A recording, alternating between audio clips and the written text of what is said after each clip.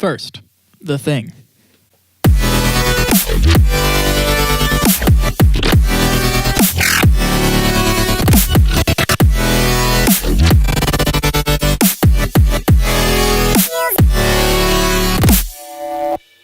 If you thought that was pretty cool and you want to learn how to get that awesome punchy sound, then stay tuned for a brief informative rambling and then ultimately a tutorial, and I'll show you guys what I've been doing. YouTube intro!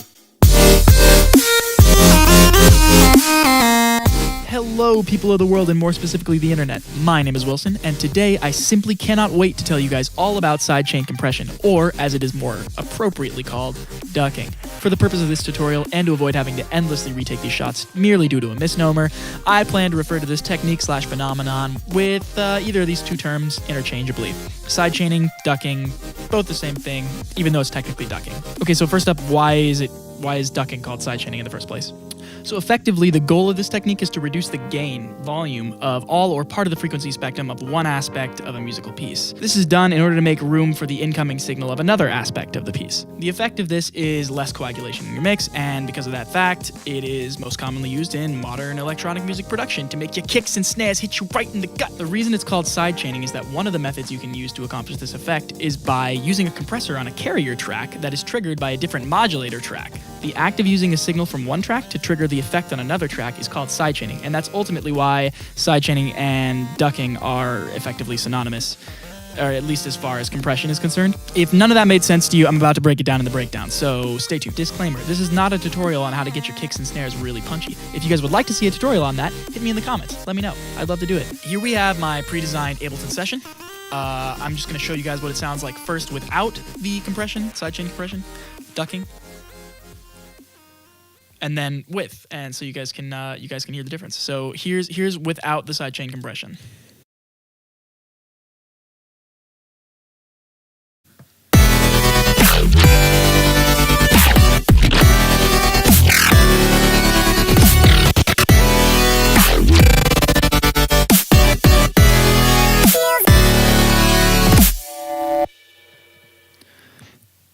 Okay, so that could be worse. But now let's hear it with the sidechaining and see what you guys think.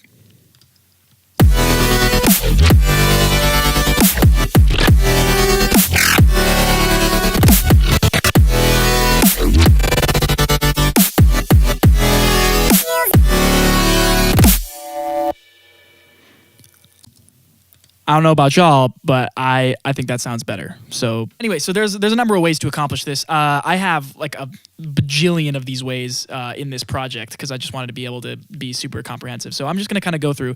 I should start to say that this vocal channel here is actually not related. It's this vocal. It's this little mic guy. As you can see down here, I have this return track called ASC method. I'm going to go ahead and hide that for now. We'll get back to it in a second. So I should start with the routing. The drums are going straight to the master. You want the drums to come right through. You don't want anything affecting them. But I have my other groups here all routed into this SC method 1. I'm really kicking myself in the foot with these this misnomer. I should have planned that out a little better. But anyway, yeah, so you have a group of tracks, which are, I group them. It doesn't really matter how you group them. The important things that you got to have here is it's just an audio track, and then you have it so that it says... So it's going to go out to the master, and it's going to say in, and you want to say no input. Then you're going to route all these groups, anything that you want affected by the sidechain to go into that track.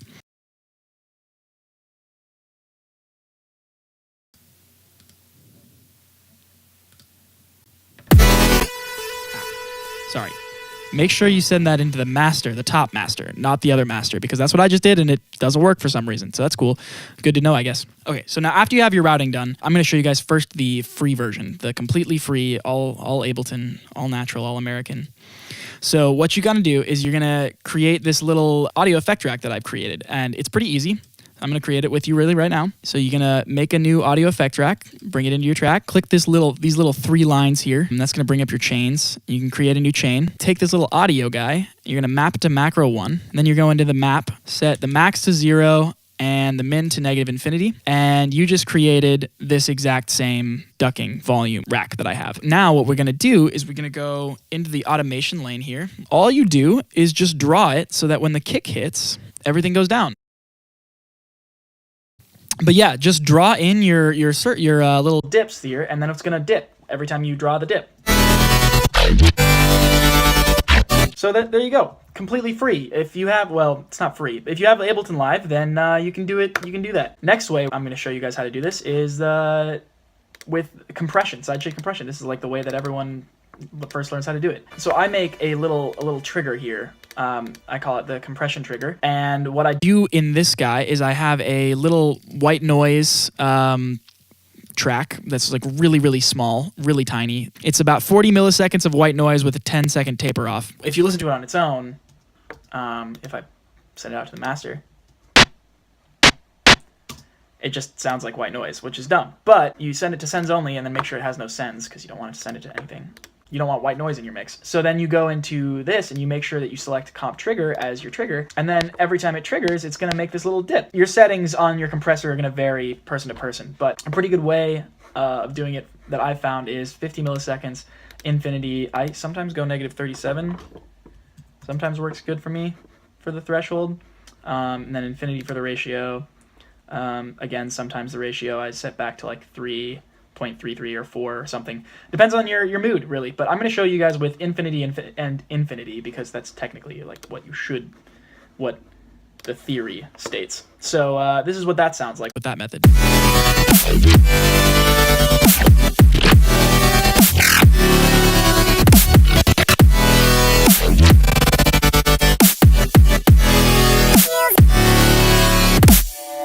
Okay, cool. And now I'm going to show you guys the last method that I use, which is my preferred, which is Shaperbox. Volume Shaper is like $30, $34. And if you get the whole Shaperbox bundle, it's $100. So it is paid. I did pay for it, but there was something that was said to me a while ago, which was if it makes your workflow better, then it's probably worth it.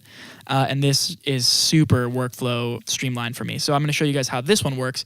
I have another trigger track, except this one is just it's just a MIDI track. It doesn't have any sound on it. So you just have an empty MIDI track, and you send that into the track that you want, and then select Shaperbox. And then what that'll do is it'll do the same thing that the other two have done. And it sounds like this.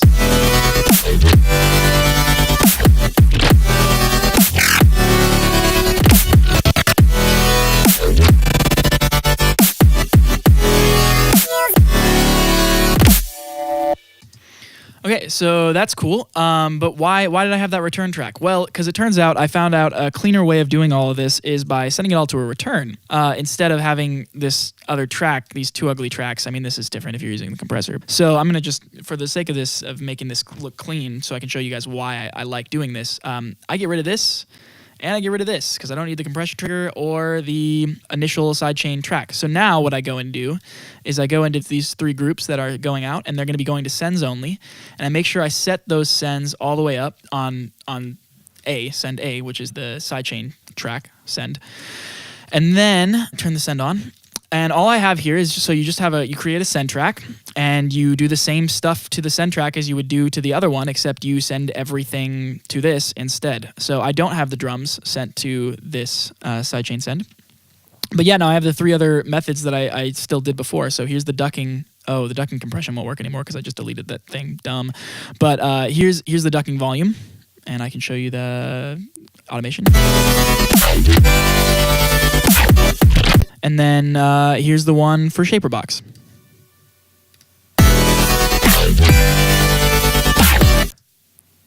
Oh,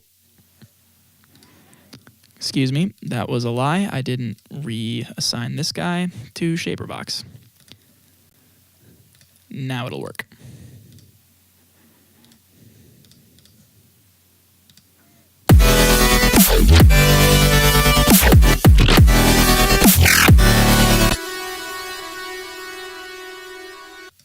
Anyway, those are the methods that I think work best. I think this one specifically is the cleanest, especially because if you do Command Option R, you can hide your send tracks. Okay, so that's how I do my ducking. So the reason why I do this, the return track method, is because I can hide it, and it can just make my workflow like way cleaner, which I value a lot. If you like this video, if you found it helpful, then give me a like, comment, subscribe, and I would love to hear more from you guys.